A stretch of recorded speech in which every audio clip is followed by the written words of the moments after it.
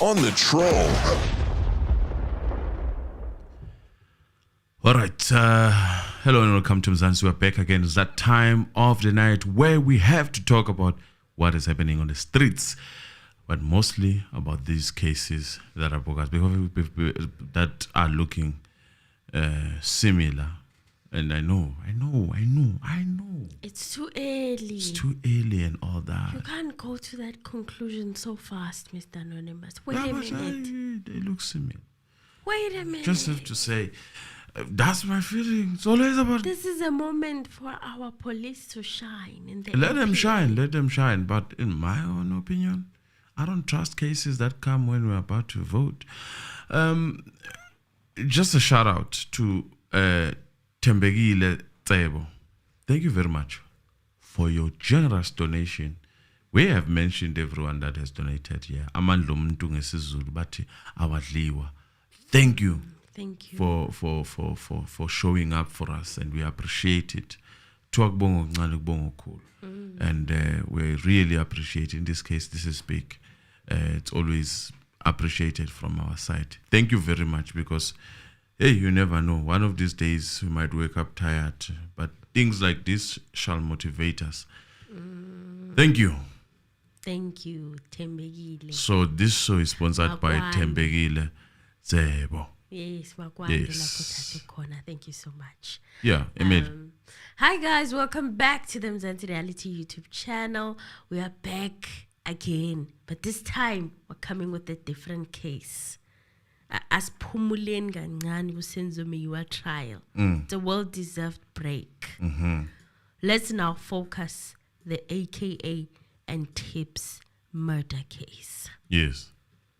A lot is going on there. A lot is going on, and I'm gonna briefly start with some of the highlights that happened in the bail application, with the accused saying a portion of their side of stories in affidavits where they were pleading and bargaining for bail.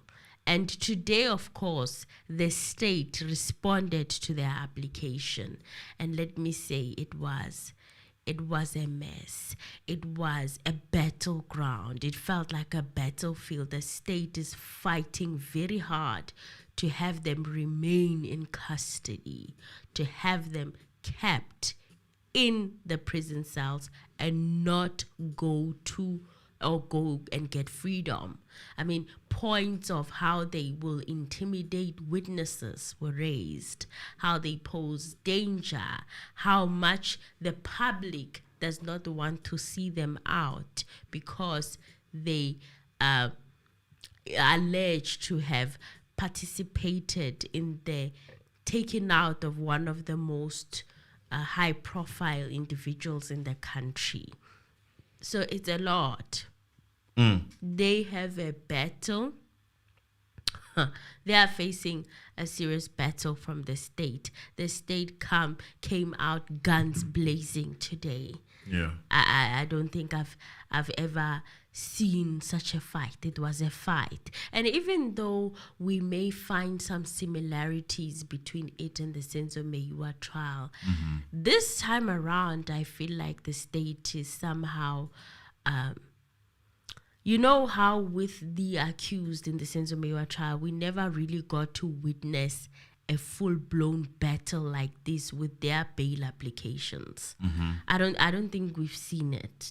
Did we see it? We only saw the Boksburg magistrate court appearance, and then when it came to Ntanzi, we saw the judgment being read as to why he was being denied bail. Yeah, that's true. We didn't see the real battle that we are seeing right now with AKA's case, where the state is really compiling their evidence. I think that kind of level, we last saw it with the Makudumana case and Thabo Bester case, where the state was fighting real hard in court to say that these people should not get bail. So the last court appearance that the accused made their bail applications, and they had to wait for the state to respond. The state did respond today, and to me it sounds like the state has done its due diligence. This is me, Mr. Anonymous. No, it's not a problem. I know you're going to go hard for me. No, it's not a problem. I'm not saying that we are defending, and we shouldn't. No. In this case, yes, they did almost come out gun blazing for me. It is not a secret. The question would be what I had, what we had. What did you hear? As much as the points were being put there, does it sound legit? I think that's where the question is. Does it sound like it was properly something that could happen? Solid. Do you understand? In a real world, would it happen like that? That's my question. The points that they were raising on the basis of what we are given as evidence, then they've got a point. There is no hiding that they came out so strong, and they are. And we will take calls, guys. I see someone is calling. Yes, we'll take calls at a later stage. But let me just take this call. Okay. Mzanzi, hello. Good. How are you? Fantastic, man. I'm just watching the show. Yes. And I don't have much to say, except when you guys are talking about how the state came out blazing today. Listen, I want to tell you something about Advocate Gcaba, the state prosecutor. I've dealt with him in the past. I'm an attorney by practice.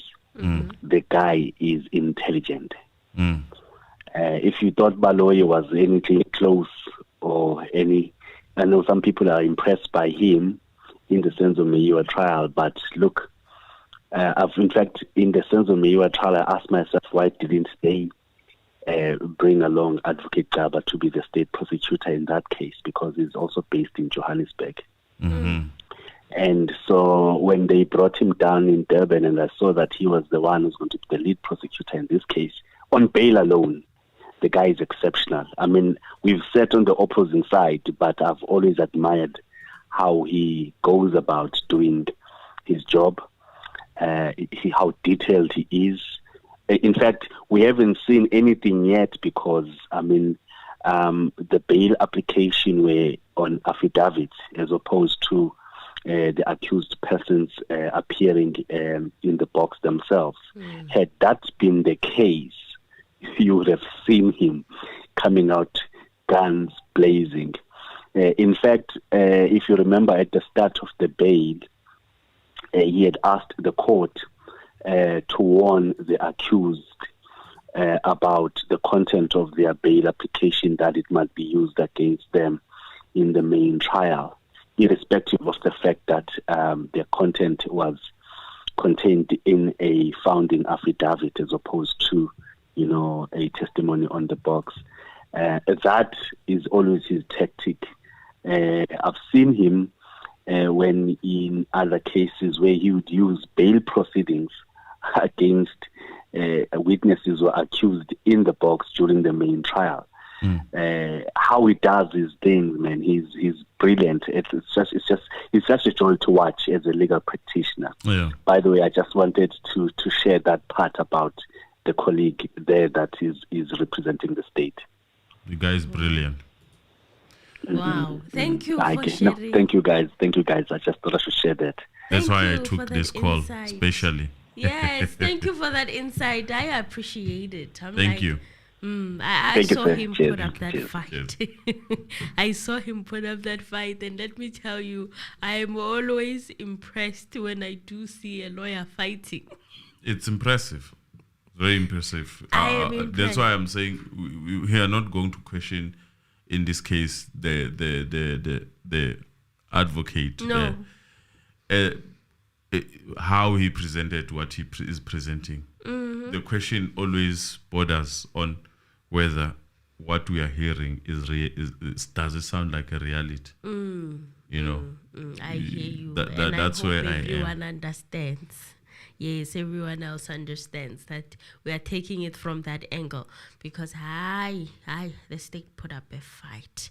Who advocate Bani? Gcaba. Gcaba. Gcaba. It's not Gcaba. It's Gcaba. I think it's Hey, Gcaba, yes. hey, Please check for me I'll check for before you. I butcher the name. But yeah, he put up a fight, you guys. Even I was like, yeah. Yeah, but Nala, the chances of these accused getting bail are looking very bleak. The 5 accused, they're looking like this right now after I watched those 5 hours. Yeah, so it was a lot for me. I have to say so. It's Gcaba. It's Gcaba. Yes. Or Advocate Gcaba. Yeah. Right, uyalwa. Yes, he's a fighter. He's a prosecutor that you need. You need. Oh yeah. He's a prosecutor. In case you find yourself relying on a state. Yes. Yes. Yes. And yeah, it did sound like that to me, that you know what, they are nailing them. As far as I'm hearing these affidavits. Kushushu. Now, during their last appearance, accused number 4, Mziwethemba Gwabeni, who is believed to be the one who organized the hit for the 800,000 rands. In his affidavit, he stated that it was a coincidence that he received 800,000 rands on the day of AKA's murder, and that he transferred 133,000 rands to accused number 5, Lindokuhle Ndimande. Gwabeni also revealed that the police, mostly the National Intervention Unit, the NIU, raided his home in Cowes Hill on the 27th of February to arrest him. But he was not at home as he had attended a meeting in Ladysmith. So accused number 1, the one who's alleged to have pulled the trigger or be among the 2 who pulled the trigger ending AKA's life, Lindokuhle Mkhwanazi, begged to be released on his bail application so he can be present when his pregnant wife gives birth. Mkhwanazi pleaded not guilty to the charges leveled against him, and it is said that he has no previous conviction and he's out on 5,000 rands bail on charges of conspiracy to commit murder, illegal possession of a firearm and ammunition in a separate case. Now, I got briefly into this separate case, so some of the separate cases, but the major one that they kept mentioning in court, there's a video where we covered slightly what it was about in the previous update we had of the AKA and Tibz murder case. And yeah, there's another case that they're linking them to, and it's ongoing, as well as the AKA and Tibz murder cases as well. So Mkhwanazi is from Tuba, Northern KZN. He lives with his parents, is what he wrote in his affidavit last week. He lives with his sisters as well as his wife, and his address had been verified according to how they put it in his affidavit. But then today, it was a different story. The police said they were not able to verify the address in the court. Did they want to verify it? They said that they went to verify it. And they were not able to verify it? Yes, they were not able to verify that he resided there. They said that they found different outfits in the wardrobes or whatnot. It didn't seem like he lived or resided there. So they are using outfits? I wouldn't say they did the investigation, from what I heard. That they actually went there, the police went there and they checked. Okay. To see whether he resided there as a permanent resident there, and they are saying they couldn't come to that conclusion. Why I'm asking these questions, it boils back to the issue of Mzi not being able to be verified. Okay. And then eventually that makes the case for bail strong for states not to actually not for the judge not to accept that you deserve a bail. I don't normally. I mean, if you know that you want bail, Yes. why would you go on and lie about where you stay?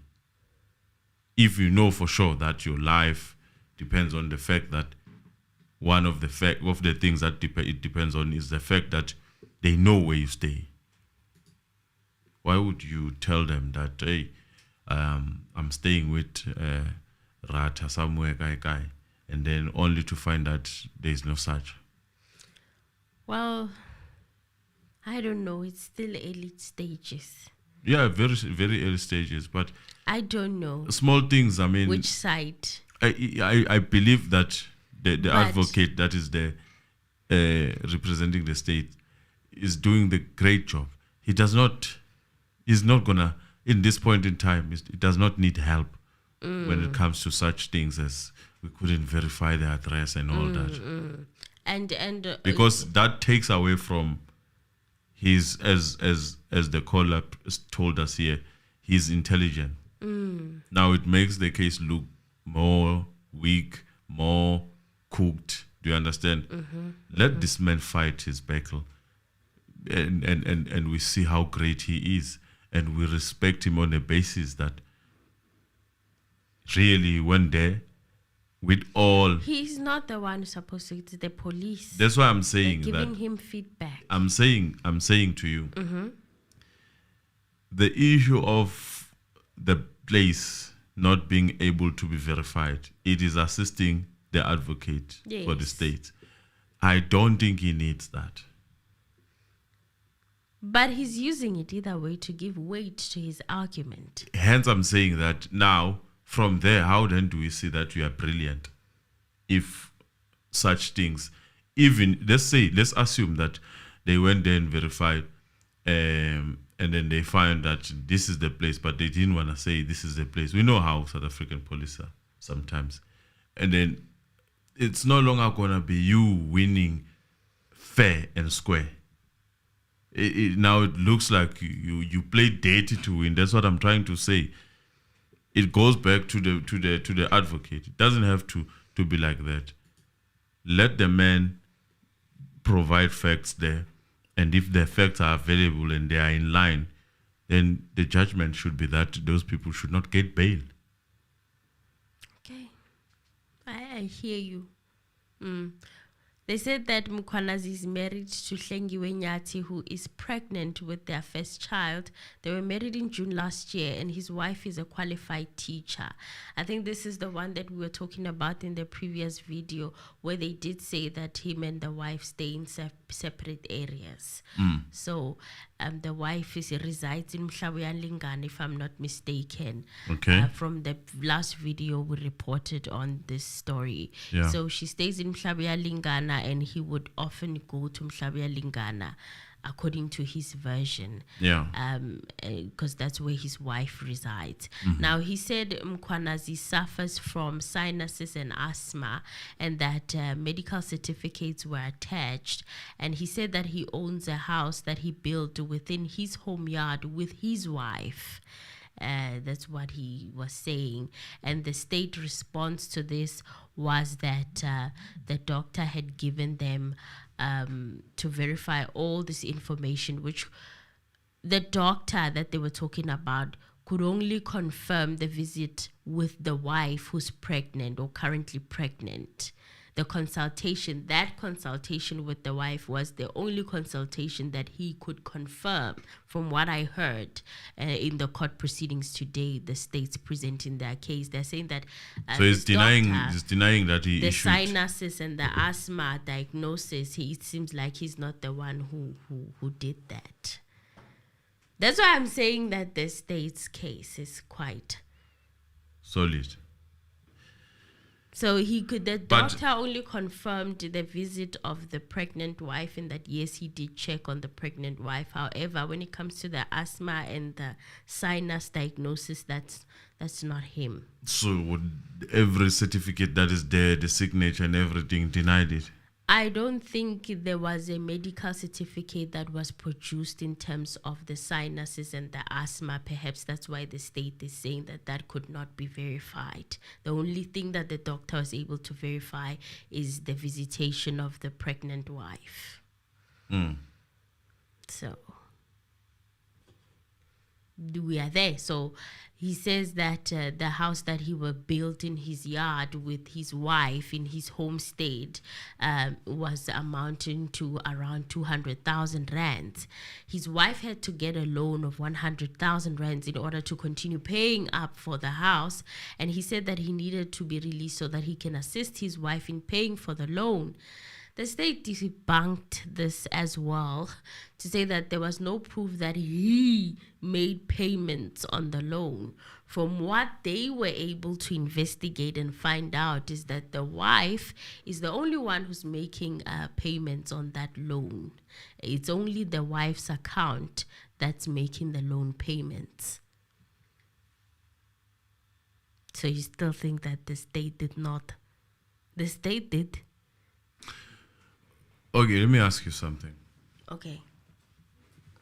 If we were to be married, let's say I was your boyfriend, we marry each other, and then I buy food, you pay for the bond.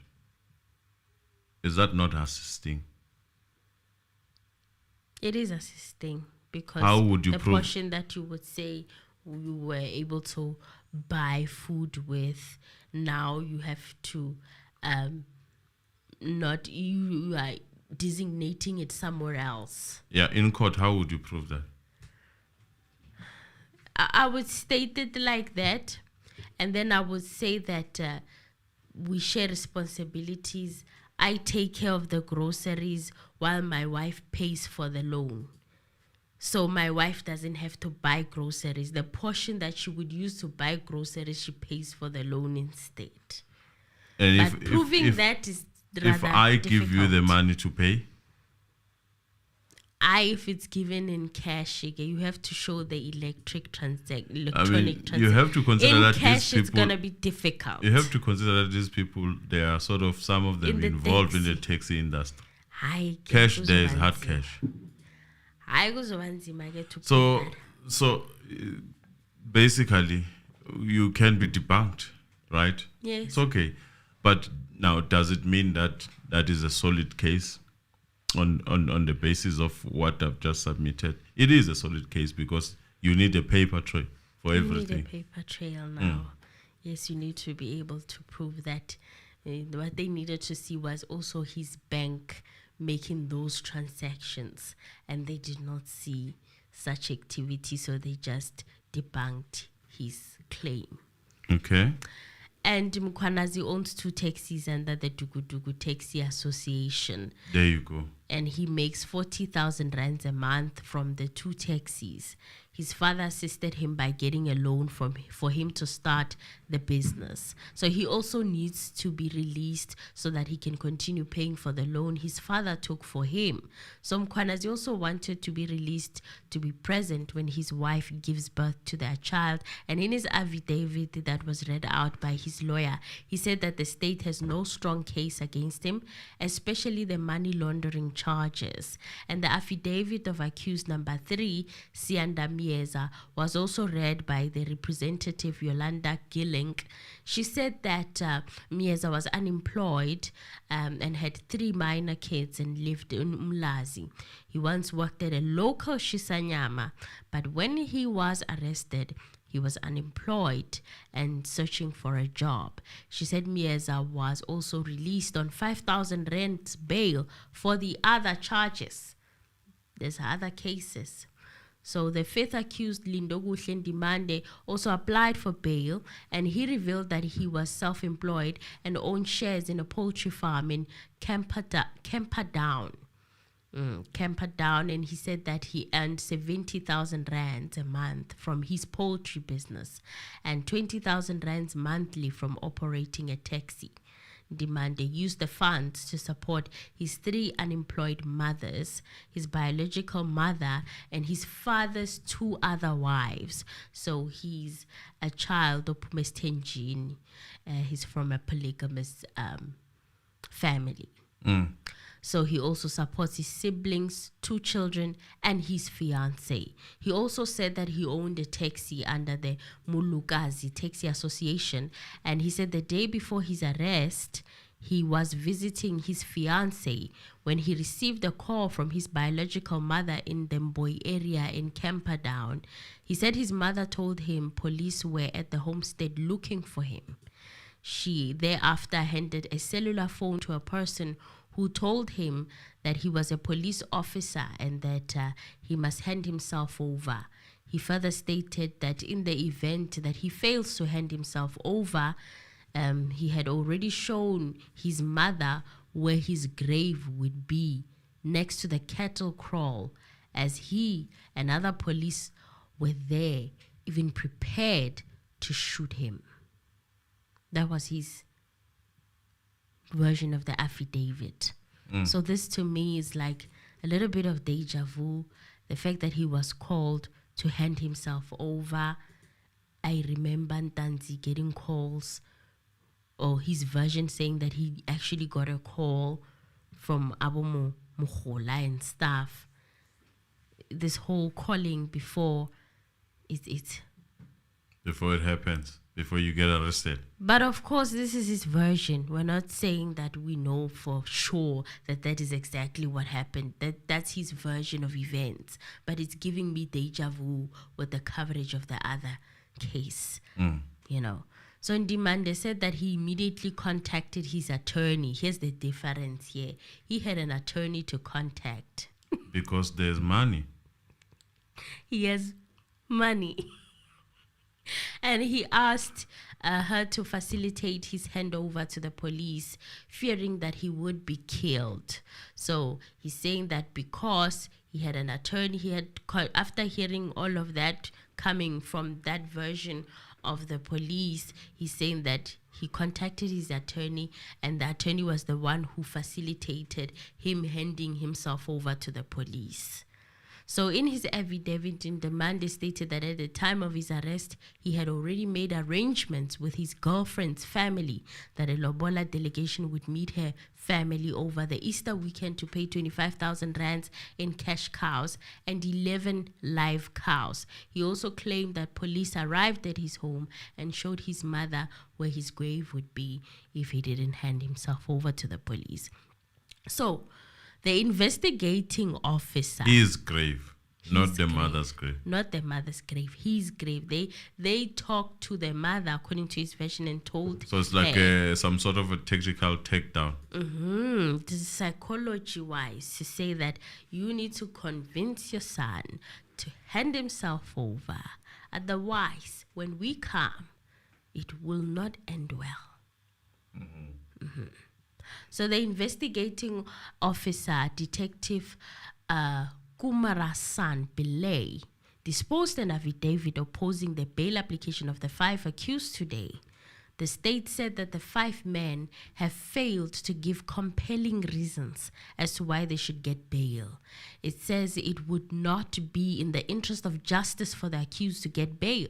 And I must add that very strong arguments were held against their bail. The chances are looking rather slim. Extensive research was done on their claims having to be with their families, and they could not even prove those claims. So they were thoroughly investigated according to how the state had put it. Perhaps they can prove otherwise. We'll wait till the next court appearance to hear what the defense has to say as a response, you know. For one, the accused who said that he was paying for his children's school fees and he could not provide proof. In fact, he did not even want the police to know where his children attended school at. You know, I heard those allegations also that were read in the affidavit to say that one of the accused refused to even tell the police where his children was attending school. I guess it's a safety issue. I mean, you have to consider also the business that they are in. Yes, the business that they are in, you wouldn't want to know or have people know where your kids go to school.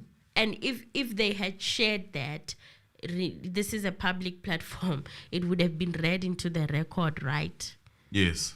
So I was thinking maybe it's a safety thing. So another one is by the accused who said that he's helping his wife pay for the loan, of which I discussed previously. Yeah. So those kind of things. And also Gwabeni, they said he refuses to give the police his cell phone number, and they need the cell phone number is what I'm gathering. So he's refusing to give it to them. And they're like, what has he got to hide since he's hiding that cell phone number and he won't give it to us? And also these pending matters that they have with the other case, it may favor the state, in my opinion. Pending matters. Yes, those pending matter with the other case. Look, are these the people that you should be scared of? It sounds like that. It sounds like that. Yeah. It that does. we cannot dispute. About the other cases, I don't have any much information. I mean, they were saying And that I would be, if the cases happened before anything else, like long time ago, I would believe it. I wouldn't even argue it. Now, do you think by these people being arrested, these ones, the question is, do we think that AKA will be getting justice on the basis that these people are arrested? In my humble opinion, no. I haven't seen the motivation behind it. you haven't yet. No, look at Even that part where they were saying that one of them was shooting in a public mall. I mean, the description is like Nkabis for real. they're in the taxi industry, most of them. You do expect things like that. They're in a taxi industry. But the question is, yes, these people might have their heinous crimes, which in any case, any day, arrest them for them if they are there.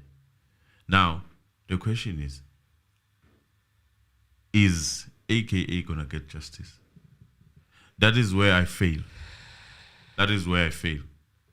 Because, again, AKA, unless you tell me that he owned a taxi.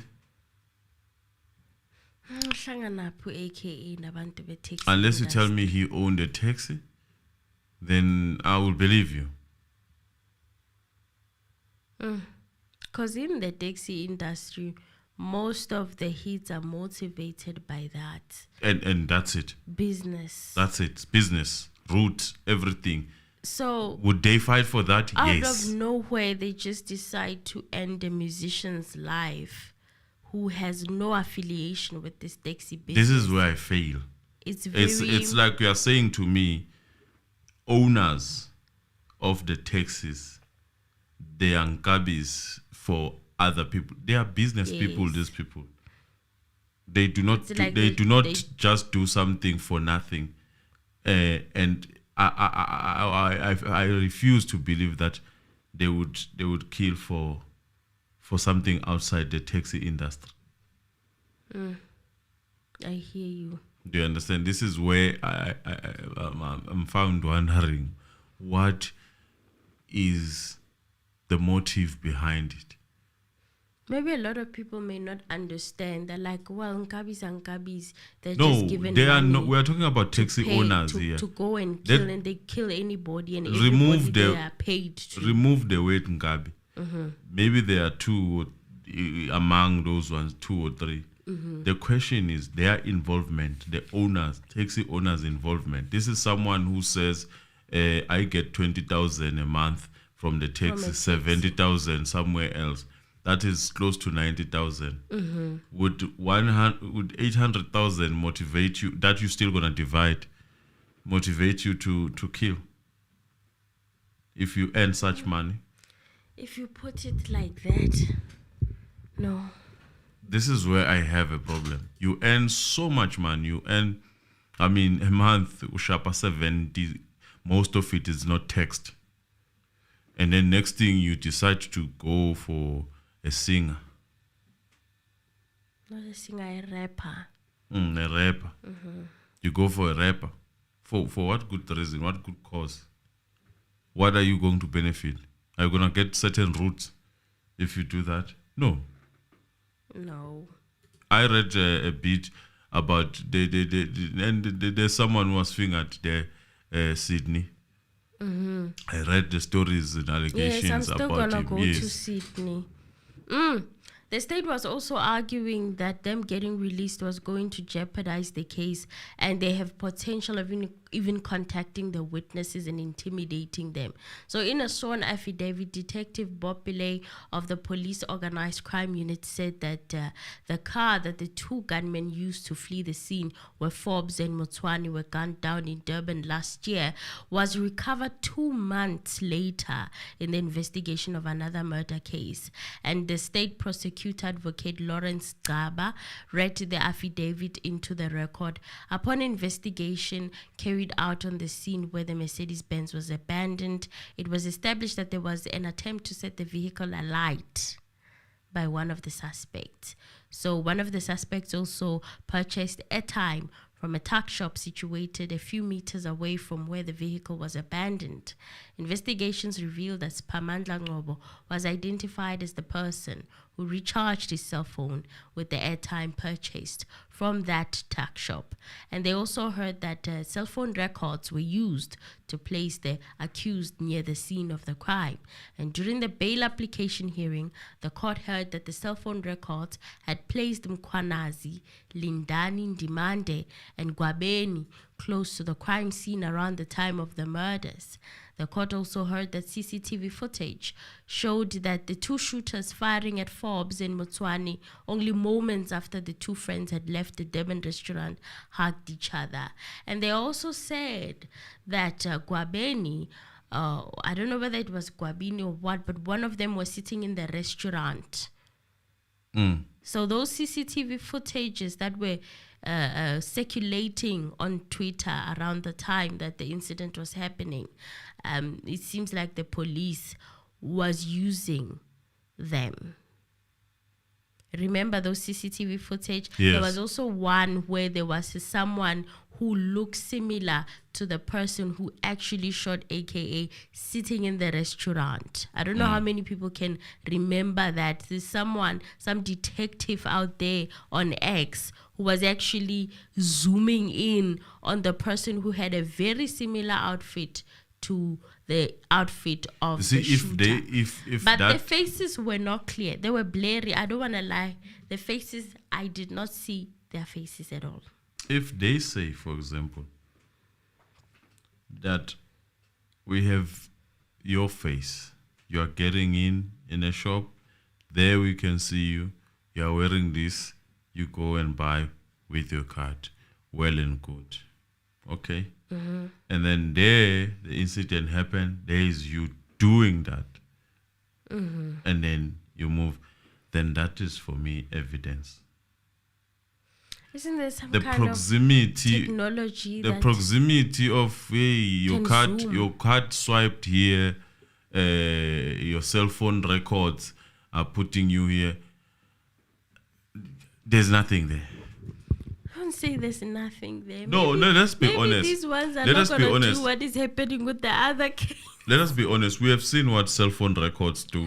Okay, yeah, cell phone record evidence. That one Now, the fact that I swiped the card is there, making waters right now in South Africa. the fact that I swiped the card there doesn't mean that I shot someone. My goodness, what are you saying, Mr. Anonth? I swiped the card. It's okay. I might have swiped the card. I don't have a problem with that. Like, solid evidence. There was camera there. There was a camera. Come to me and say, here's you getting in. Here's you doing that. Here's 1, 2, 3. Done. You know? Yes. You red-handed. You are caught red-handed because there's cameras there. Yes. You don't even need cell phone records if there's cameras. No. Emil, was that you getting in there wearing the white t-shirt? Yes. Was that you sitting down there eating? Yes. Was that you standing up there, moving outside? There you go. You're shooting someone now. I mean, which restaurant, don't they have like clearer CCTV of footage before they shut down? Did they give it to the police, especially of the inside? You know, can't it? You know, Be beamed. You know, I'm just asking for a friend. It's just out of curiosity that. Are they using that same footage that we were watching on social media? Maybe there's a clearer one. Or perhaps there's a clearer one. Maybe there's a clearer one. But all I'm trying to say is that I'm tired of these cases that are built on the basis of proximity and that and cell phone records. Let it be solid. You were there. Give them as well undisputable evidence. Here's right? your cell phone number. Here's you calling Emily and arranging 1, 2, 3. Mm-hmm. Here's your voice. Do you hear yourself? Is this your cell phone number? Yes. No. It's not my cell phone number. Is this your cell phone number? Yes. Here's you connecting. Here's you planning. Done. You know, like this thing of we want your cell phone number because we want to see who you called. Now, the rest is we are going to sangomarize. The rest will assume that you were talking. There was a transfer of money. We'll assume that it was for payment. Everywhere I have a problem. That's where you have a problem. Yes. And it's currently a big problem in the other case. In South Africa, that's the problem. It's not tangible. In America, they bring things that are tangible. That you can't even deny. You cannot yourself. deny your Yes. voice. You cannot deny your cell phone number. It's attached to you. Now, the issue of you were close, very close, a meter away. Where is that going to help us? Footage has also shown that a vehicle had been stationed outside the restaurant as a spotter and that AKA and his entourage had been followed to the Wish restaurant. A third vehicle believed to be carrying the shooters pulled up while the men were dining. So a spotter was placed in the restaurant on the night AKA was murdered, and the court was told that the restaurant staff said that he was not a regular patron and that he purchased a meal with a Standard Bank card. Bank records showed that the card belonged to Lindokuhle Ndimande, the one who's accused of pulling the trigger. So Lindokuhle Ndimande, they can point him there. They're saying you went in. You had a meal inside the restaurant. Your card was used to swipe in that restaurant. Mm-hmm. And you were seen inside the restaurant spotting the deceased, and you had a meal inside the restaurant, and your bank card was used to swipe a meal inside the restaurant. That's what they're saying. And then you were seen shooting, because we saw someone shooting, right? Yes. Is that you? Is that him? They're saying it's him. Okay, let's then wait and hear in anticipation of how they are going to build up until to that point. Because this is, if that is the case, then I would admit the guy should go to jail. Well, now moving on to the biggest highlight of the case, and it's a link to a possible mastermind. It feels like the case is going somewhere now. A new name has emerged in the AKA and Tibz murder case. The money trails have revealed a new suspect who allegedly paid accused number 4, Mziwethemba Gwabeni. Gwabeni is one who is alleged to have coordinated the hit. The Durban Magistrates Court had that a day after Keenan aka Forbes and Tibz Mutswani were killed, Mziwethemba received 803,000 rands 455, and the investigating officer, Detective Kumarasan Pillay, revealed that the money was deposited on the 11th of February 2023. Pillay said that the cell phone records of Gwabeni indicate that money was deposited, and he also called a number associated with Mr. Sydney Mfunda Gcaba. Now, when I heard Gcaba, and I saw the reactions of all the people from KZN at the mention of the surname on social media. Most of them were saying they'd rather not say anything. Some were saying, I would rather find something else to watch. Others were saying, Pillay, is it safe? Is it safe for Pillay? Detective Pillay was responding to oppose a bail application for the 5 suspects, Lindokuhle Mkhwanazi, Lindani Ndimande, Sianda Mieza, Mziwethemba Gwabeni, and Lindokuhle Ndimande. Right, and Detective Pillay stated that after the call, this 800,000 rands was transferred to Gwabeni's bank account. Pillay said although the bank statements are attached to this affidavit, they do not show the period of these transactions. He said that although the bank statements are attached to his affidavit, they do not show the period of these transactions. Why now? Saying, I'm getting worried now. Why would... aren't we pull statements all the time? Yes. Why are they not showing the period? They always have a period and they always have everything that you need. Why this one now doesn't have a period?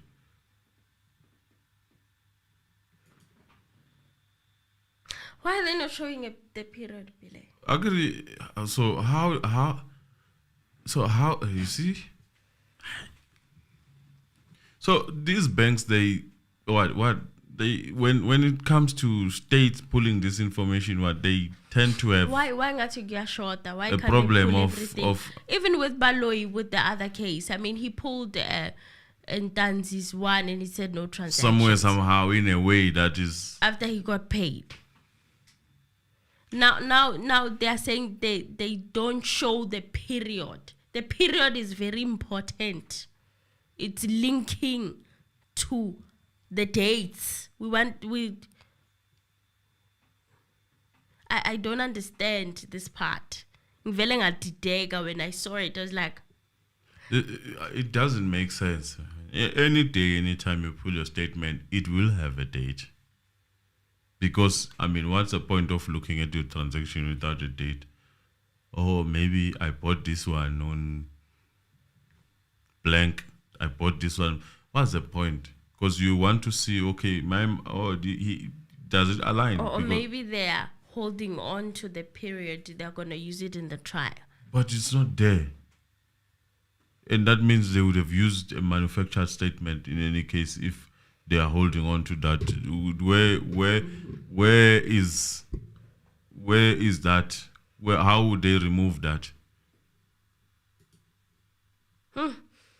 Accused number 4, Gwabeni, was identified as the coordinator, including the one who organized the cars and guns and paying those who were involved.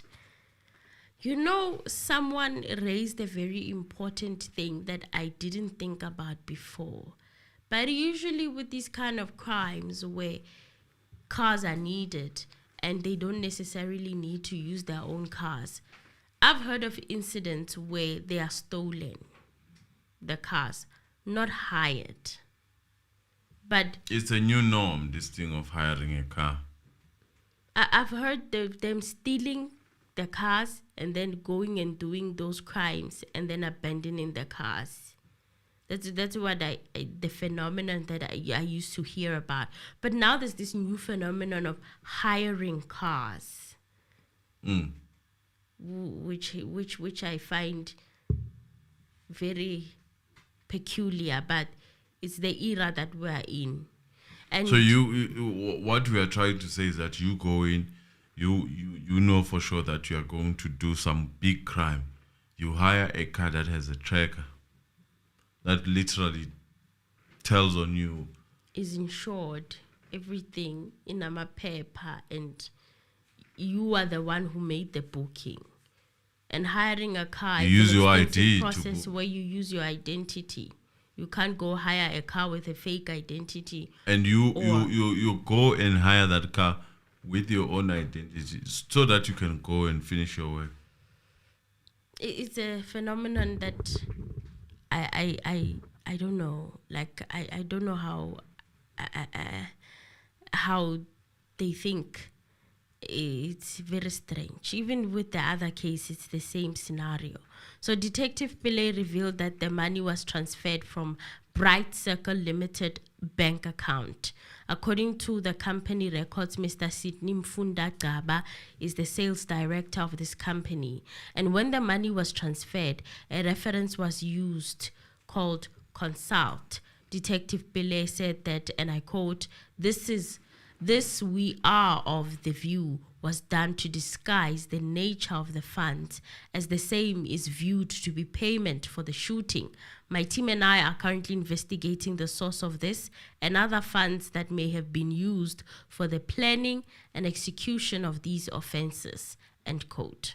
Detective Pillay further revealed that when the applicant transferred these amounts as indicated here and above and hereunder, he used a reference called dividends.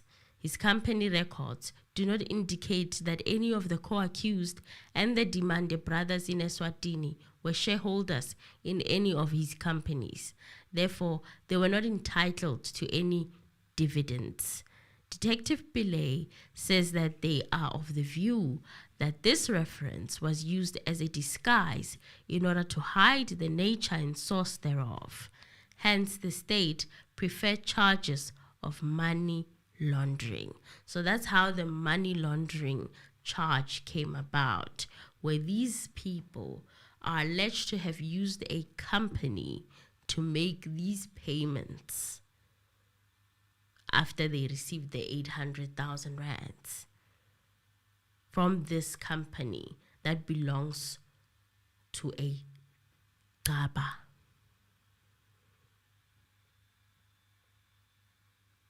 It's a lot to process, guys. It will be very interesting to hear what other people have to say. It is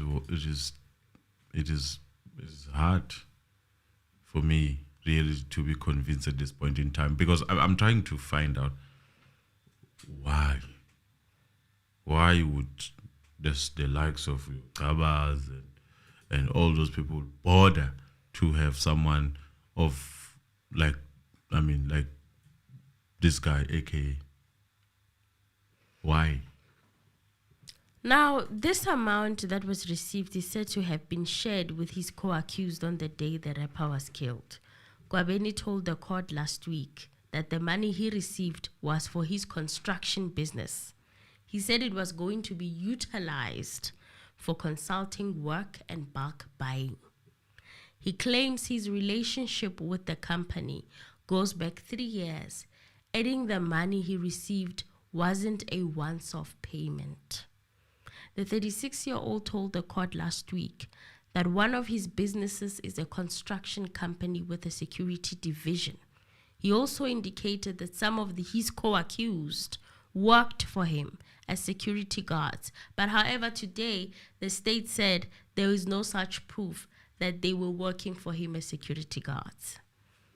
Gwabeni claimed that he transferred some of the money to some individuals as he had not paid them in quite some time. The state alleged that he paid accused number 5, Lindoguhle Ndimande, 100,000 rands, but Gwabeni responded that the state is relying on coincidence.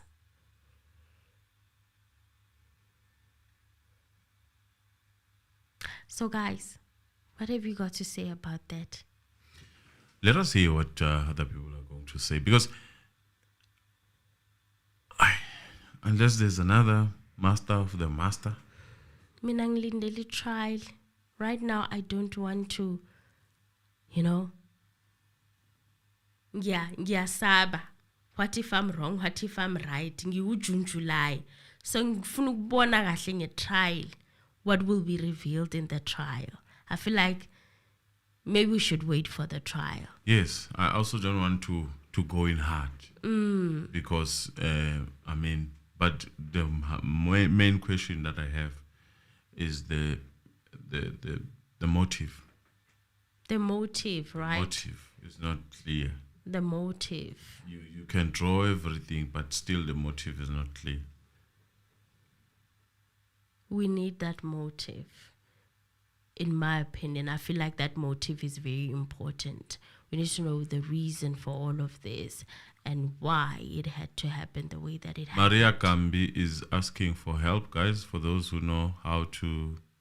Actually, I think it's membership, if I'm not mistaken.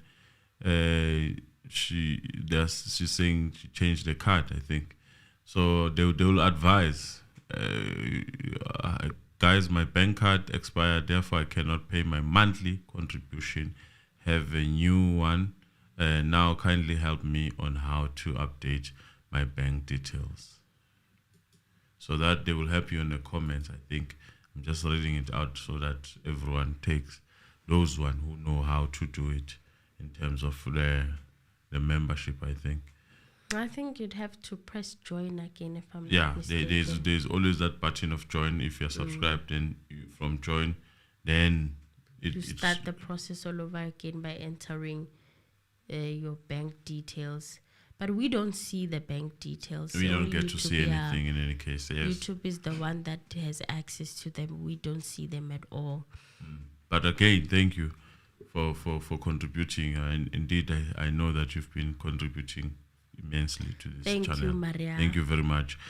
So, guys, the lines are opening, guys. You can now call in and tell us what you think so far about what you've just heard, because I am dizzy.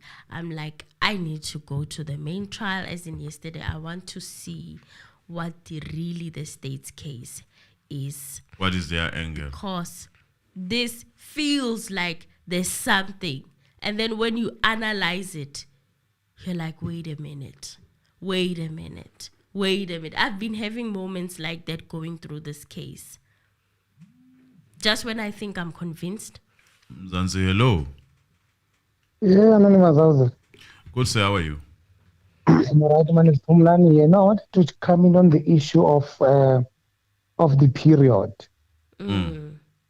Yeah, I once worked in the bank. You notice that when you pull your state, firstly, the period can be time and it can be the date. That's number one. Yes. Number two, the date is there, but the time is not there. So those you get at the back end, our statements no longer provide the time. But the time is available, but it is not displayed on your statement. So I'm assuming that the times can be requested via subpoena. They are there. I once worked at the bank. So you even have the time up to a second. So I'm just clarifying that the question of a period is defined by date and or time. Yes. So the question of not having a period is not having a date. It's a question of not having a time, and that can be pulled from the back end. Thank you. Thank you. Thank you very much. So I'm guessing they will wait to pull it from the back end in the main trial. That's my guess. Yeah, they shouldn't have actually even come without that thing. Mr. Donza, you're too hard. This is just a bail application. No, They're not going to reveal all of their cards. I'm just saying, it's not like you're hiding something by saying that. It means that you went and collected something and you didn't find all of it. It's there. Information is there. Back end, yes, you're right. You can go to back end and get everything. You get date, time stamp. But you're also right in a manner of they want confessions. I mean, don't you facilitate confessions like that by giving undisputable information, evidence, right? To say and I'm hearing a bit of, is there any confession here? Yes, there's a confession that was made by one of the accused. There is a confession. It's going to be very difficult. It's going to be very difficult. Could it be that these people, they are hitting two birds with one stone? Maybe the people that vibe. Yeah, maybe the person who pulled the trigger might be there, but then there are other fights other than this, and then that includes the other ones, the owners now. That's where the owners would probably come in. The mounting up also of other cases Like it's a conundrum of other cases. On top of that, you heard what the family member said about this taxi war. There's also, it's a lot. It's a lot. So I feel like, in my opinion, I don't know if it's safe to say this, but it seems like they've always been hunted down. They've always been wanted. They've done serious, according to the police. It seems like, these crimes, they at some point, a time had to come where they get arrested, and they just decided, you know what, this is the time to do it. And I wouldn't disagree with the rightful arrest. I'd never disagree with that. Yes. I would actually enjoy that. But especially with that, we are at a point where it is difficult to trust these police of ours. Hard, very hard to actually think that they can do the right thing. I know there are those who are still good. So, in the affidavit, Pillay also revealed that accused number 1, Lindokuhle Mkhwanazi, and accused number 2, Lindani Ndimande, allegedly are the ones who pulled the triggers. So now we have an idea of who the shooters are, or the people that were there who were doing the shooting. And by the way, the Minister of Justice and Correctional Services has signed off the extradition request, because one of the alleged shooters is the one that's still in Eswatini, one of the Demande brothers in Eswatini. Yes. So the Minister of Justice and Correctional Services last week signed off the extradition request for the Demande brothers to be extradited. I remember how last time when we did the update, they had not yet started the process. So they started it last week, and they confirmed that the extradition application for the 2 men had been approved and sent to the Director of Public Prosecutions in Eswatini. So the last time we had done that update, of course, there was no news on this. So it was only done last week. I think it was last week, Monday or Tuesday, if I'm not mistaken. So Detective Pillay also talked about that Mercedes-Benz we were talking about also on the last update, the C200 used in the commission of the murder, an attempted murder that was recovered near Kato Crest informal settlement on the 6th of March last year. He said that he attended to the scene. He's the one who attended the scene of that Mercedes-Benz. And he established that the white Mercedes-Benz had a registration number ND15162. He said that he observed the following on the scene. The motor vehicle was covered with Coca-Cola. The petrol cap was open, and 2 bent matchsticks were found on the entrance of the tank. So the 2 bent matchsticks were found on the floor below the tank. Do we have a caller? I'm just trying to check that. And 2 spent rifle cartridge cases were found at the back seat of the motor vehicle, and 1 spent rifle cartridge was found on the front of the motor vehicle. So he said he also discovered Muti at the back seat. 1 live 9mm round in nickel casing, which was found underneath the carpet in the front passenger side.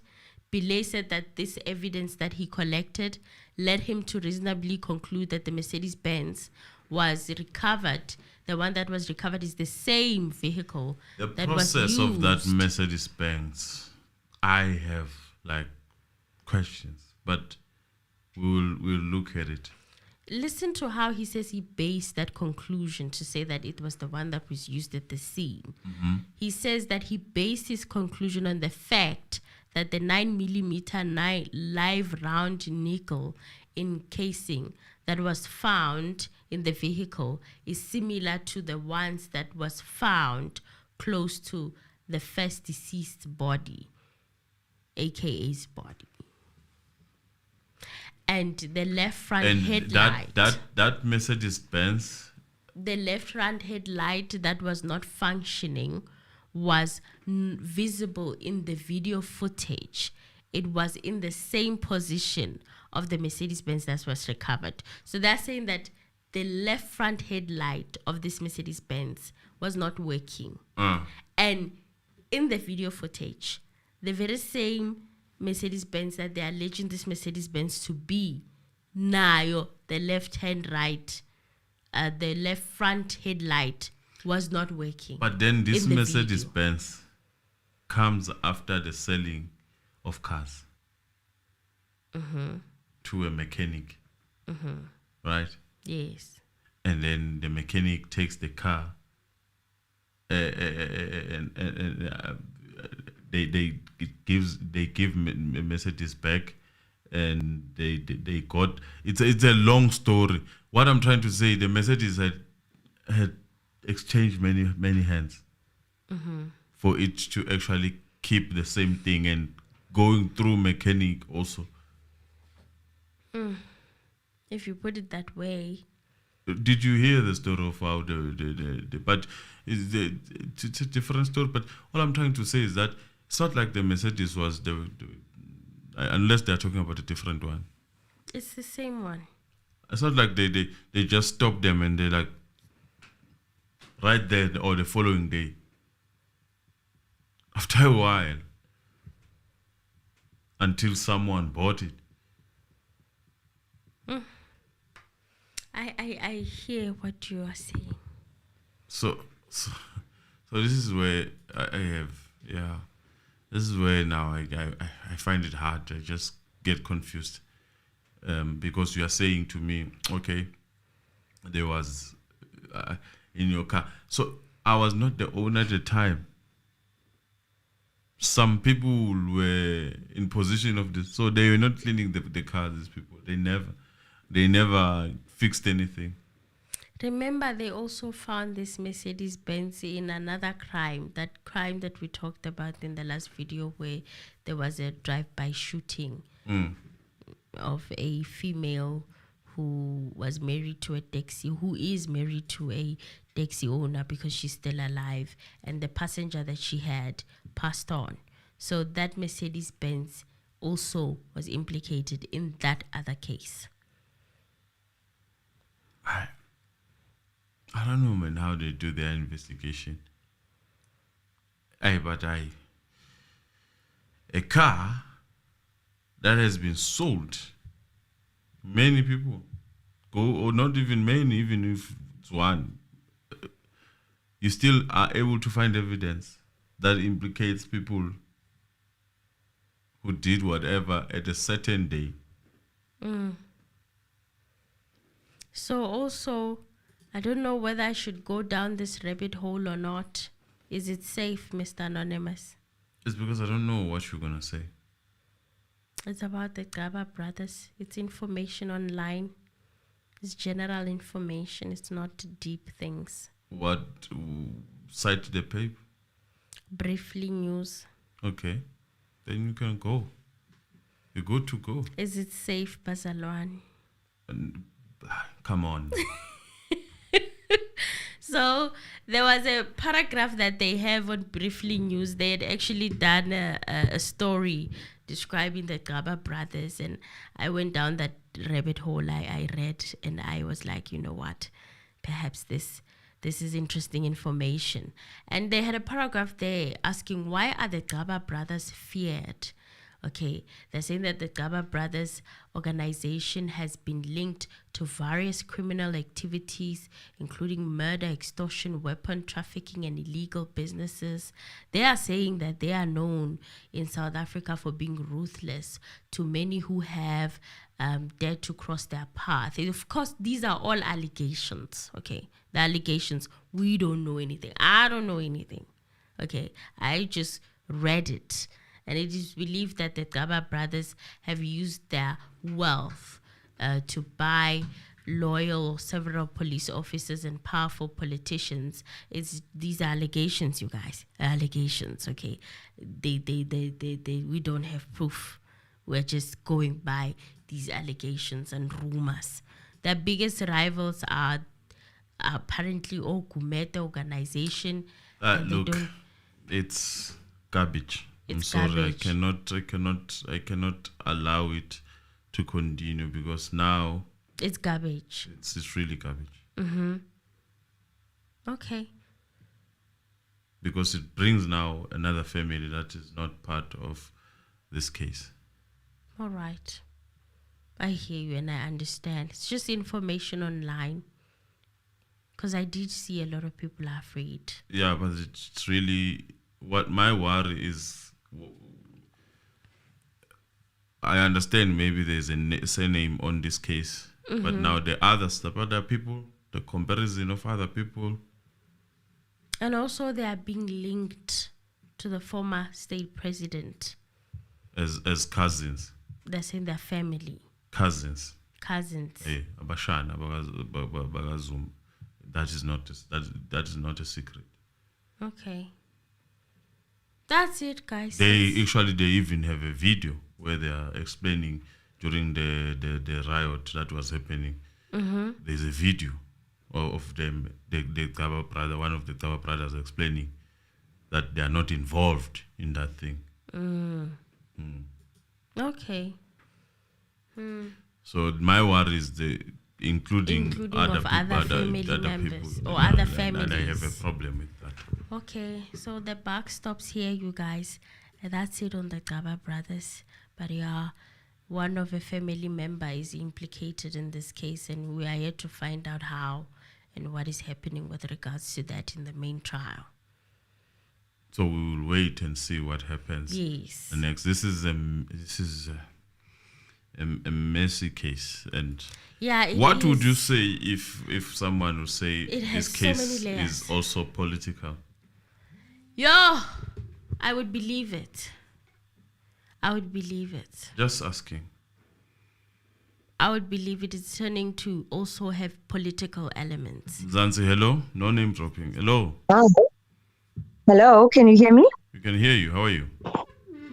Good. And you? Well. It's very tiring, all of this, isn't it? It is. It is. It's tiring because, you listen on so many levels. You engage as a citizen, then you want to be analytical, and then you just become confounded. Yes.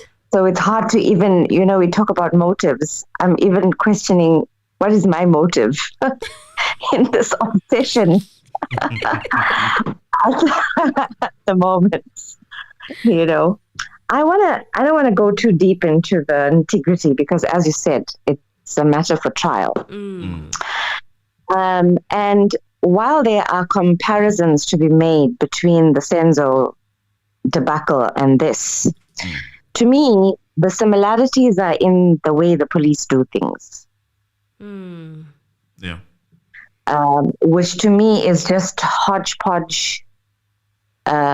It seems to be that the police have become attuned. It's like they've become used to and in the habit of doing things in a bad way, in a negligent manner, haphazardly, disinterestedly. And because of that, even where you could have evidence, you don't have it. Where there should be a trail of administration, there are breaks in the chain. So to me, it's the police that are the common factor when it comes to approach. But there are certain differences that I see also. Based on the bits and pieces of information coming out about this, there is some sort of, trail of evidence when it comes to money. It's not complete, but it's there. There are certain video footage that has been taken of surveillance that happened in other spaces and of, different, of AKA from landing and blah, blah, blah. There seems to be talk of more evidence in this case. Yes. In some ways. Than we know even exists. And there's no evidence so far in the Senzo trial. None. Yes. So I don't want to, get ahead of myself because these guys also are fingered in, as you say, so many things. Yes. What I see is that we're trying to do here what the Americans do a little bit better. Where when people are involved in multiple crimes and are suspected of something that is incomplete, the way it moves there is that people sit down and deliberate about which smaller and doable and enforceable cases can be used to buy time while evidence is collected in the other cases before people are arrested for the matter. Whereas here, we seem to jump the gun a bit. So you've got guys who are fingered in other crimes. Before you've even found evidence in those crimes where people are talking about it freely and arresting them on those, you've already now accused them of another crime where this bail application, although there are certain, issues that look like, okay, there's going to be evidence, it also looks like they're still investigating.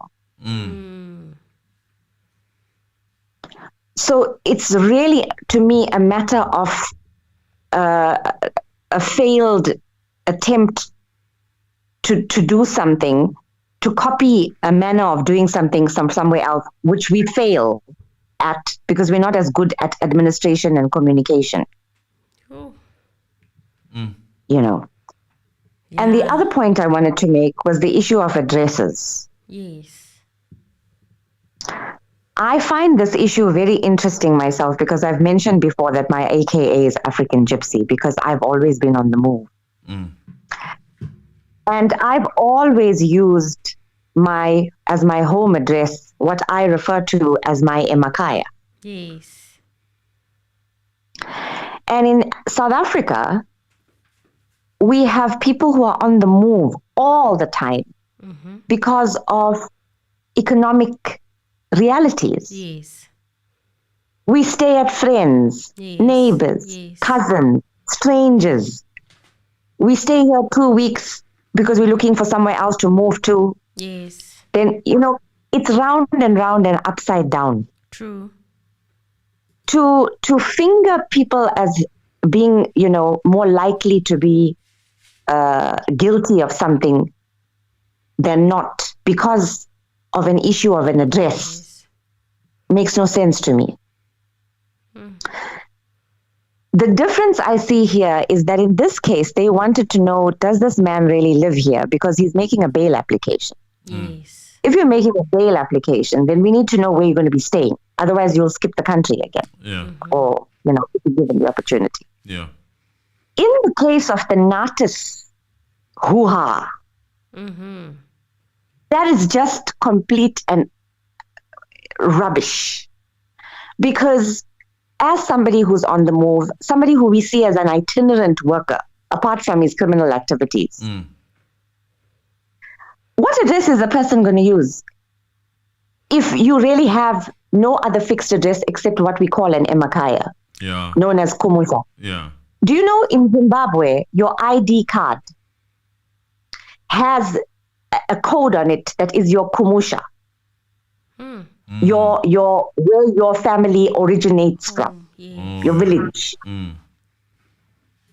If you are a Zimbabwean citizen, that means you even have voting rights. You may be fourth, fifth generation, but your ID card does not have a kumusha code. You have all the rights of any other Zimbabwean. You are a Zimbabwean, but your card reveals that your family came from somewhere else to begin with. That is the importance of a kumusha nationally as part of identity, because it's acknowledged that people are itinerant due to work and our colonial history. Yes. So we need to take those things into consideration in our courts. Nothing can be in a straight line in South Africa, and the same law and the same admin apply in the same way and meaning to everybody, because we all have such a different reality in South Africa. Yes, we do. And that's my 5 cents worth tonight.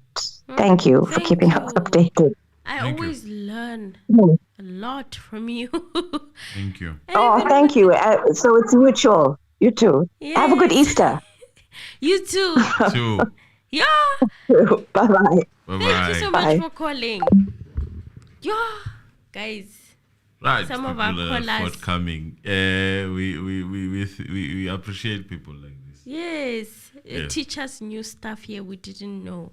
And it's very interesting about Zimbabwe that they have a kumusha code on their identity cards. I wonder what happened in South Africa that also was not made a thing. Because now people like when you're from home like that, the process of proving your residence it's even harder. It's a headache. You'd have to think. I remember back in the day when we didn't have online applications and you literally had this like the video? To do a post office, fill in the forms, get a physical, get it certified. It was a lot of admin. It was a lot. Let's like the video, share the video, and also let's talk. If you're ready to talk, but if you're not ready, wait for the trial. Fine. Yeah, I will wait for the trial. You know, we're always best at deliberating the trial events over here. With bail applications, just talk about it, but nothing is really set on stone when it comes to bail applications. Anything can change. I mean, they'll be denied the bail, and then they can still appeal for the bail, and they may, get it depending. Depending. We saw it with the Makudumana case. Yeah. Yeah, so it's not something that would be a big hoo-ha, or the deliberation will be exactly like the trial. With the trial, it's a whole different ballgame. It is. Yes. It is. So we'll see with the trial what more information is unraveled and discovered and what evidence the state actually has against these 5 accused. Right. Thank you, guys. I think I'm done. Ansuke Moy, thank you. Everyone who participated. Elizabeth, thank you. Sizwe Mgaga, thank you. And it's always nice to have different opinions. Yes. We have Maloloza, thank you. Spepelo, thank you. Dikoliza. Yes. SKK. Thank you, Thank Dikoliza. you. Sandils. Sandils. I almost said Sandils. Qoboka. Sandils Qoboka. Maria Gambi. Thank Maria you. Gambi, thank you. Hope you come back as a member. Yeah, that's basically it from this side. Elizabeth was there. Rivak was there. And then, yeah, that's basically it. Emily Giftnyat was there. Yeah, I'm done. Yeah. Pumlanim Kize, Innocentia. See you, we saw you coming in and marking the register. And thank you guys. Please like the video on your way out and share the video. Until the next time. Bye. Bye, guys.